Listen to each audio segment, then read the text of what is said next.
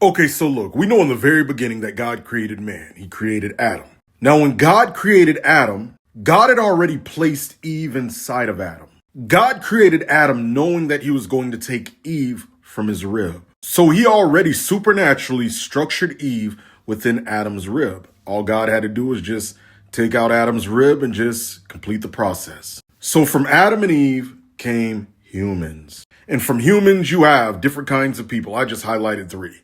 Entertainers, you have the common people, you have the religious, as well as others. But something interesting to note about this is that when God created Adam, we know Eve was already inside of Adam, his rib.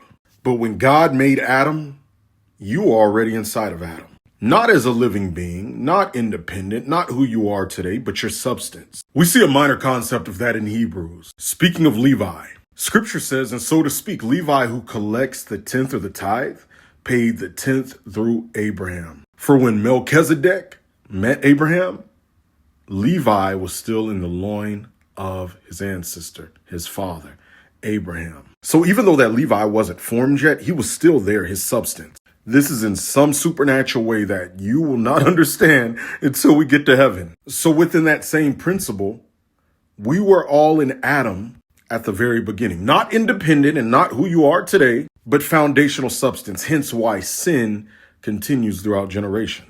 But here's the thing, that even though everybody came from Adam and Eve, everybody spread out. You have your common people, work at restaurants, at Walmart, your construction workers, your down to earth, everyday people that make everything thrive. You have your entertainers, the ones that entertain people. These are your celebrities, your athletes, all of these people. And then you have your religious people that's supposed to help with spirituality and different things like that. Now, I'm not saying that all of these people are saved. I'm not saying that. I'm just speaking reality. This is what they are. But none of this will matter because one day, as we all came from the substance of one, we all have to go back to God.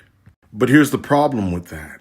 Some are going to go back to God, living with God. Others are not. When we die, our spirit goes back to the God that gave it. And right there, he sends you right where you need to go. But if you truly want to stay with God, just as we all came from Adam, the original Adam, there is also a last Adam that we have to go through if we want to maintain with God for all eternity.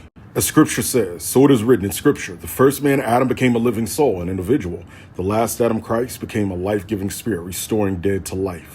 Go to Romans 10:9 for more information and follow for more. If you believe the KJV is too hard to understand, we released an urban translation called the Hood Bible Translation. In it, we got the KJV, but for the people that can't understand that, a Hood paraphrase with commentary. The links in my bio are story or ironiclearning.com.